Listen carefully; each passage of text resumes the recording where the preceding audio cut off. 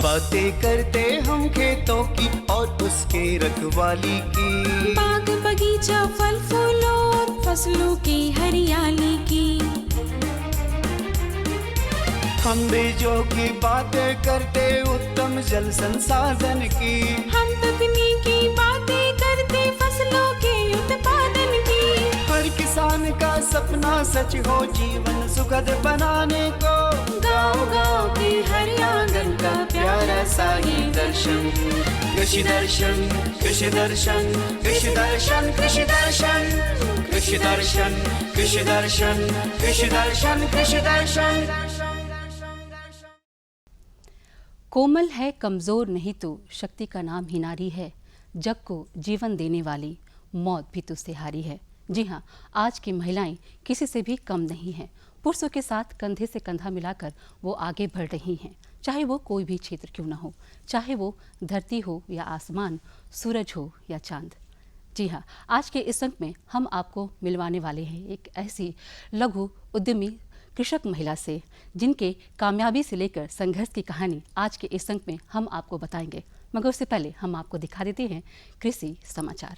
नमस्कार, कृषि समाचार में आपका स्वागत है। मैं हूं अंशु शिखा लकड़ा। आइए देखते हैं आज कृषि समाचार में क्या है खास।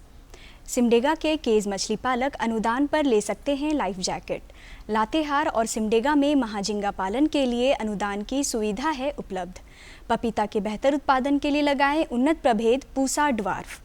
अब समाचार विस्तार से। सिमडेगा जिला के मछली पालकों के लिए मत्स्य प्रसार अनुसंधान एवं प्रशिक्षण योजना चलाई जा रही है। इस योजना के तहत केज मछली पालन करने वाले मछली पालकों को 75% अनुदान पर लाइफ जैकेट उपलब्ध कराया जाएगा। इसकी योजना लागत 1200 रुपये प्रति इकाई है। इस योजना से लाभ लेने के लिए जिला मत्स्य कार्यालय सिमडेगा में 28 सितंबर तक आवेदन दे सकते हैं। लातेहार और सिमडेगा के मछली पालकों को निजी क्षेत्र में महाझिंगा पालन के लिए अनुदान की सुविधा उपलब्ध कराई जा रही है। इसकी कुल योजना लागत 1,60,000 रुपये प्रति एकड़ जल क्षेत्र है। इसमें एसटी, एससी और महिला लाभुक को 80% और सामान्य वर्ग के लाभुक को 70% अनुदान दिया जाएगा। इस योजना से लाभ लेने के लिए जिला मत्स्य कार्यालय में आवेदन दे सकते हैं। सिमडेगा के मछली पालक 28 सितंबर तक और लातेहार के मछली पालक 29 सितंबर तक आवेदन दे सकते हैं। किसान भाइयों, धान फसल में तना छेदक कीट लगने से फसल की भारी क्षति हो सकती है। यदि तना छेदक कीट लगने के लक्षण दिखे तो अविलंब अनुशंसित मात्रा में फ्लूबेंडामाइट दवा से घोल बनाकर फसल पर छिड़काव करें। जलीय क्षेत्र में कीड़े मकोड़े ज़्यादा पनपते हैं। यही कारण है कि धान फसल में भी तना छेदक कीट लगने का खतरा बना रहता है। तना छेदक कीटों की रोकथाम के लिए तना छेदक कीटनाशी दवा का छिड़काव पानी के ऊपर के तना पर करें। इससे पौधों में लगे हुए तनाछेदक कीट नष्ट हो जाएंगे और नए तनाछेदक कीट नहीं लगेंगे। किसान बंधु, अगर मान लीजिए कि आपके खेत में धान लगे हुए हैं और उसमें तनाछेदक कीट का आक्रमण होता है तो पूरा का पूरा जो आपका जगह जगह देखेंगे तो बालियां जो है वो सूखी हुई नज़र आती है। अगर पकड़ के उसको खींचते हैं तो वो जो है अंदर से कीड़ा खाया हुआ जैसा नज़र आता है। जब ऐसा समस्या है तो उसके पहले आप अगर फ्लूबेंडामाइट जो है फेम करके एक दवा आती है उसका 4 लीटर पानी में 1 ग्राम अगर उसका स्प्रे कर देंगे और थोड़ा सा कोशिश करें कि उसका तना जो जहाँ पर पानी से ऊपर वाला भाग है वहाँ अगर छिड़काव करें तो उस कीट का हम यहाँ नियंत्रण कर सकते हैं। राज्य के जो किसान पपीता का फल बाग लगाना चाहते हैं वे बारिश बंद होने पर सितंबर से अक्टूबर तक पौधा लगा सकते हैं। झारखंड में पपीता के बेहतर उत्पादन के लिए उन्नत प्रभेद पूसा ड्वार्फ या कुर्ग हनी ड्यू लगाएं। पपीता का पौधा लगाने के लिए 60 सेंटीमीटर लंबा, 60 सेंटीमीटर चौड़ा और 60 सेंटीमीटर गहरा गड्ढा खोदें। इसमें कतारों के बीच 1.8 मीटर और पौधों के बीच भी 1.8 मीटर की दूरी रखें। पपीता के उन्नत प्रभेद पूसा ड्वार्फ या कुर्ग हनी ड्यू की उत्पादन क्षमता औसतन 30 से 150 फल प्रति पौधा है। पेग टाइप ड्राईलैंड वीडर मानव चालित कृषि यंत्र है। किसान इसकी मदद से कतार में लगी हुई सब्जी फसलों की निकाई गुड़ाई कर सकते हैं। यह यंत्र खुरपी की तुलना में 40% मजदूरी की बचत, 30% संचालन खर्च में बचत और 3 से 5% उपज में वृद्धि करता है। आज हम जानेंगे बैगन फसल में जैविक विधि से बंधक और फल छेदक कीटों की रोकथाम कैसे करें। बैगन फसल में शूट यानी बंधक कीट और फल छेदक कीट के नियंत्रण के लिए अंडा परजीवी ट्राइक्रोग्रामा किलोनिस 1 से 1.5 लाख प्रति एकड़ की दर से व्यवहार करें। 1 से 1 सप्ताह के अंतराल पर 4 से 5 बार ये उपचार करें। और अब एक नज़र राज्य के 5 प्रमुख शहरों के मौसम के मिजाज पर। आज राज्य के 5 प्रमुख नगरों के अधिकतम और न्यूनतम तापमान कुछ इस प्रकार दर्ज किए गए। रांची का अधिकतम तापमान 31 डिग्री सेल्सियस और न्यूनतम 25 डिग्री सेल्सियस। जमशेदपुर का अधिकतम तापमान 31 डिग्री सेल्सियस और न्यूनतम 25 डिग्री सेल्सियस। मेदिनीनगर का अधिकतम तापमान 33 डिग्री सेल्सियस और न्यूनतम 26 डिग्री सेल्सियस।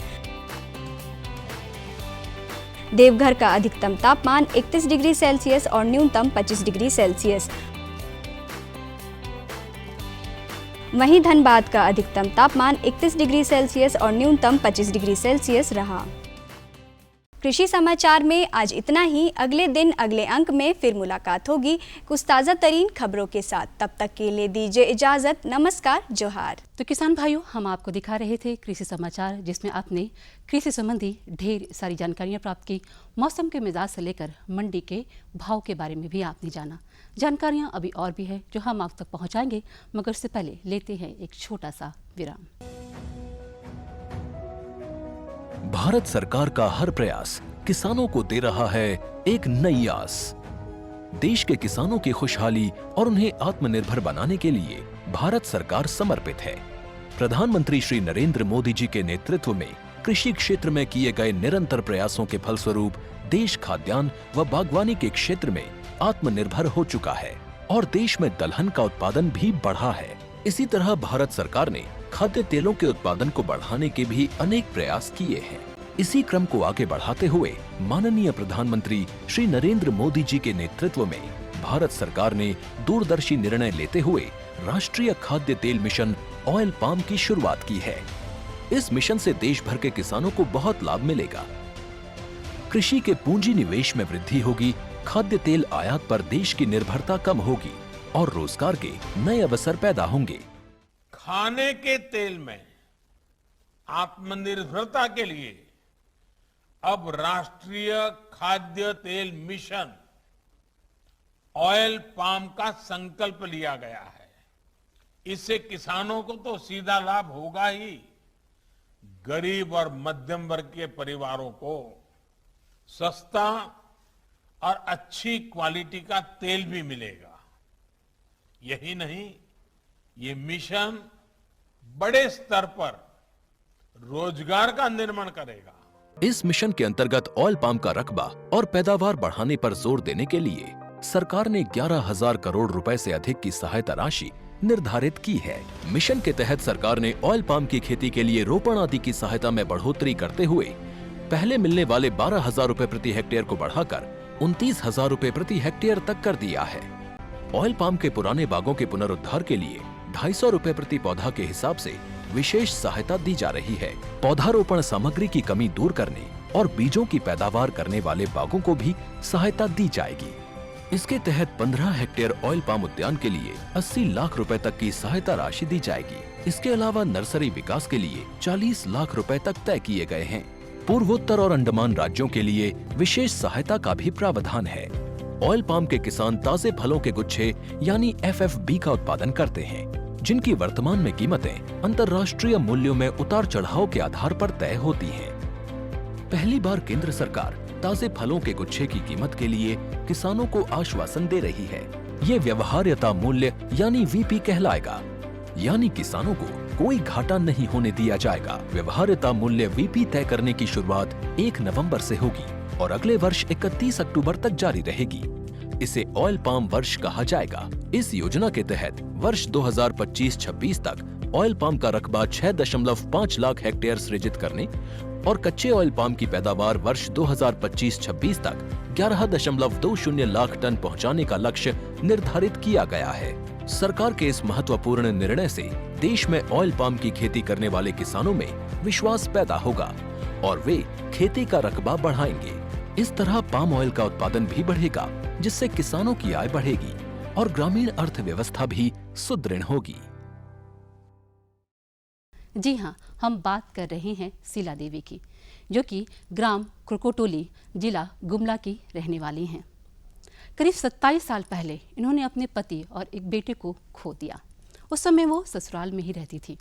फिर वो मायके आईं।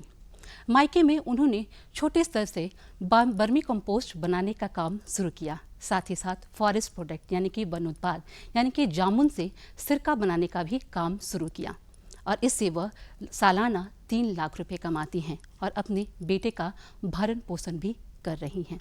ऐसी महिलाएं हमारे समाज के लिए एक प्रेरणा का स्वरूप भी हैं। इस बीच में उनको काफ़ी दिक्कतों का सामना भी करना पड़ा, मगर उन्होंने हार नहीं मानी, पीछे मुड़कर कभी भी नहीं देखा। तो चलिए आज हम मिलते हैं शीला देवी से और जानते हैं उनके संघर्ष से लेकर कामयाबी की कहानी, उनकी ही जुबानी। तो चलिए हम आपको सीधे उन्हीं के पास लिए चलते हैं। जिस इंसान के अंदर कुछ कर गुजरने की चाहत हो और काम के प्रति सच्ची लगन हो, तो उनके लिए मंजिल पाना मुश्किल नहीं होता है। झारखंड के गुमला जिले के कोकोटोली निवासी शीला देवी ने इसे सिद्ध करके दिखा दिया है। जीवन की अनेकों कठिनाइयों से गुजरने के बावजूद आज उन्होंने अपने आप को एक सफल उद्यमी के रूप में स्थापित कर लिया है। इसके लिए उन्होंने कोई ऊंची ऊंची डिग्रियां हासिल नहीं की। गांव के परिवेश में रहकर उपलब्ध संसाधनों का प्रयोग कर उन्होंने अपने सफर की शुरुआत की। आज उन्होंने अपने गांव पर ही लघु उद्योग की स्थापना कर ली है और उसे अपनी निश्चित आमदनी का एक स्रोत बना लिया है। उन्होंने इसकी शुरुआत केचुआ खाद बनाने से की थी, जिसका उन्हें पहले से कोई अनुभव नहीं था। कृषि विज्ञान केंद्र विकास भारती से जुड़ने के बाद इनकी कार्यशैली बदली और इनके व्यवसाय ने एक नया रूप ले लिया। कृषि विज्ञान केंद्र विकास भारती के वैज्ञानिकों के मार्गदर्शन पर चलकर वो न सिर्फ केचुआ खाद का निर्माण कर रही हैं, बल्कि अचार, जामुन के सिरके तथा जामुन के पाउडर बनाने का भी कार्य कर रही हैं। इससे शीला देवी का जीवन पूर्णतः बदल गया है और वो एक आत्मनिर्भर महिला बन गई हैं। तो ऐसा हुआ ना कि हमको कोई रोजगार चाहिए था, और हमको जब ट्रेनिंग किया गया खाद के बारे में, तो एक बार यहाँ ये मिशन में हुआ। हम वहाँ गए तो फिर लगा कि खूब अच्छा बात हुआ वहाँ, तो वहाँ भी मेरा मन भाग गया कि हाँ खाद बना सकते हैं। तो फिर 2000 में यहाँ ये नया संस्था बना था, ये खादी ग्राम उद्योग करके, तो वहाँ भी 2000 में ट्रेनिंग हुआ। तो वहाँ भी हमको बहुत अच्छा लगा। उसके बाद थोड़ा बहुत हम वहाँ काम किए। उसके बाद थोड़ा सा केचुआ वहाँ से आया था, तो हम शुरुआत कर लिए थे थोड़ा सा। उसके बाद ये सर लोग मिल गए हमको। जब सर लोग मिल गए 2006 में, तो फिर हम एकदम बोले कि देखो तुम जो जैसा तैसा जो कर रही है, उससे अच्छा तुम ये बेड बना लो 4 बाई 12 का। तो हम बोले हाँ सर ये तो बहुत अच्छा लगेगा, ऐसा कह के फिर हम शुरुआत किए, बेड बना लिए। फिर पहले तो 1000, 1000, 2000 ऐसा हो रहा था आमदनी, लेकिन बाद में जब सर लोग से जुड़े तो हमको अपना कृषि विज्ञान केंद्र से जब जुड़े तो हो गया, अब क्या कहें, एक बार 85,000 का बिक्री हुआ। तो हमको बहुत अच्छा लगा, वाह इतना अच्छा बिक्री हो रहा है, ऐसे कह के फिर ऐसे धीरे बढ़ते गया सर। इसके बारे में आया वो लोग और करने लगा, तो देखे हम और वो लोग क्या कहते हैं, ट्रेनर लोग का ट्रेनिंग था, और उनका जो होने एटिव को देखे ना, तो हमको अंदर से एकदम जागृत हो गया कि हाँ हमको ये लोग, जब ये पढ़े लिखे लोग ये कर रहे हैं तो जरूर कुछ तो है, तब तो ऐसा किया जा रहा है। ऐसे उन्होंने जब अपने व्यवसाय की यात्रा शुरू की थी, तब इनके पास पूंजी का अभाव था। वो इधर उधर से गोबर चुनकर बड़े छोटे स्तर पर केचुआ खाद बनाती थी। कृषि विज्ञान केंद्र की मदद से इन्हें केचुआ खाद बनाने के लिए बिना किसी शुल्क के केचुओं की व्यवस्था की गई। धीरे धीरे इनका यह व्यवसाय बढ़ता गया। इन्होंने केचुआ खाद बनाने के लिए बेड बनवाया और फिर अपने रोजगार को नई ऊंचाइयां दी। हम मेरे पास तो क्या कहते हैं केचुआ हम नहीं खरीदे सर, अवेलेबल हम ले आए उनके पास से। फिर ले आए 20-25 केचुआ तो बढ़ गया। उसके बाद फिर उतराव चढ़ाव हुआ, खूब उतराव चढ़ाव हुआ, लेकिन उसको फिर धीरे धीरे किसी तरह फिर छोड़ते हैं, फिर करते हैं ऐसे चढ़ा। फिर केचुआ तो भरपूर हो ही गया है, वो केचुआ ख़त्म नहीं हुआ फिर मेरे पास। उसको हम अपने से चुन के लाए सर। हाँ, चुनना भी था और थोड़ा बहुत 1-2 ठो बैल था, 2 ठो उसका भी था, यहीं का माँ बाप का। हाँ, उससे और अपना चुनते थे। यहाँ फ्री गाय बरसा चरता है ना, तो उसे चुनते थे। शुरुआत में खरीदे नहीं हैं, हम कहते चुने ही, चुन के किए 2-3 साल। हाँ, उसके बाद फिर ये बेड बना लिए ना, कृषि विज्ञान केंद्र से जुड़े, फिर बेड बनाए। तो इसको चुन के हम भर नहीं सकते हैं, इसीलिए हम खरीदने का सोचे। तो उसी से हमको लगा कि हाँ, अब आमदनी बढ़ रहा है, अब हम कर सकते हैं। तो कुछ बच्चों का में खर्च, कुछ अपने में खर्च, हम घर का खर्चा चलाए, अपना खर्चा चलाए, लेकिन अथी क्या कहते हैं, खाने पीने का खर्च माँ बाप से लिए हम। खाने पीने वाला माँ बाप का खाए हम, और जब भी आया पैसा उसे पूंजी करके हम बच्चों को भी पढ़ाए और अपने भी किए। इनके बनाए हुए केचुआ खाद से इनकी खुद की खेती तो सुधरी ही है, साथ ही साथ इसका लाभ उन्हें भी मिल रहा है जो लोग इनसे खाद खरीद कर जाते हैं और इसका इस्तेमाल अपनी खेती में करते हैं। इनकी खाद की गुणवत्ता लोगों को काफी पसंद आती है और वे लोग इनके द्वारा बनाई गई खाद के मुरीद हो जाते हैं। जी, बहुत फर्क पड़ा है। आज तक तो कोई शिकायत नहीं किया है, जितना भी खाद ले गया है ना, कोई शिकायत नहीं किया है, कोई शिकायत नहीं आया है। और यहाँ तो इतना उत्पादन होता है, खेती नहीं कर पाते हैं तो घास बहुत निकलता है, मतलब घास तो पैदा है इसलिए निकलता है, अगर नहीं होता तो नहीं निकलता है। अपने घर का खेती तो हम लोग बस यही बगान में करते हैं सर, और उधर तो नहीं कर रहे हैं, इसीलिए यहाँ का खेती तो हाँ, तो ये तो बहुत अच्छा है। शीला देवी को केचुआ खाद बेचने में किसी तरह की परेशानी नहीं होती। कृषि विज्ञान केंद्र इन्हें इसका बाजार उपलब्ध कराने में इनकी काफी मदद करता है। केंद्र की सहायता से लोगों को इनकी खाद के बारे में जानकारी मिल जाती है और इनके उत्पाद का प्रचार होता है। नहीं सर, एक ऐसा संस्था ही सहयोग की सर, संस्था सहयोग की, और किसान भाई लोग जो ट्रेनिंग करते थे ना, वो मतलब उनको तो बता ही दिया जाता है कि हाँ, एक खाद यहाँ बन रहा है, वहाँ बनता है, तो यहाँ का भी चर्चा हुआ, इसीलिए बेचने के लिए दिक्कत नहीं हुआ सर। शीला देवी आज अपने केचुआ खाद की छोटी सी इकाई से हर साल लगभग 150 क्विंटल खाद का उत्पादन कर लेती हैं। इससे उन्हें हर वर्ष लगभग 1.5 लाख रुपए तक की आमदनी हो जाती है। बीते साल तो 150 कुंटल तक हुआ था, फिर बाद में अभी भी पहुंचने वाला है उतना, और उससे पहले भी 100 कुंटल तक हो ही जाता था। अब तो लाख से ऊपर ही जा रहा है सर, अब नीचे नहीं है, अब 1.5 लाख 1 लाख ऐसे तो एकदम हो ही जा रहा है हर साल। इस व्यवसाय की वजह से शीला देवी का नाम इनके गांव के बाहर के इलाकों में भी फैल रहा है। लोग इनके फार्म पर दूर दूर से इनके उत्पाद खरीदने आते हैं और इनके व्यवसाय से प्रभावित होकर इन्हीं की तर्ज पर खुद का भी व्यवसाय शुरू कर लेते हैं। लोग अपने ये देखिए सर, दूर दूर से भी आ जाता है लोग। हाँ, लोग तो अभी भी संपर्क कर रहा है। हम यहाँ महुआ डांड से भी किया है, फिर ये क्या कहते हैं उधर लतेहार तरफ से किया है, फिर इधर चैनपुर तरफ का लोग भी आया हुआ था, उधर गुमला तरफ से भी हैं, दूर दूर से, और रांची से भी लोग हैं। ऐसे दूर दूर से अपने लोग ही आ रहे हैं, ट्रेनिंग कर रहे हैं। कहाँ यूट्यूब में देख रहे हैं। ये गुमला वाले भी हैं, गुमला वाले भी वहाँ बहुत अच्छा प्लांट डाले हुए हैं, वहाँ हम ही जाके डाल दिए, वो भी बहुत अच्छा उत्पादन कर रहे हैं। शीला देवी केचुआ खाद के साथ साथ जामुन का सिरका, जामुन के पाउडर तथा अलग अलग किस्मों के अचार भी बनाती हैं। वो ये काम महिला समूह में कर रही हैं। उनके इस कार्य से महिला समूह से जुड़ी अन्य महिलाएं भी लाभान्वित हो रही हैं। जामुन सिरका बनाते हैं और अचार सब भी बनाते हैं, फिर सभी जो वैरायटी का अचार बनता है सभी बना लेते हैं।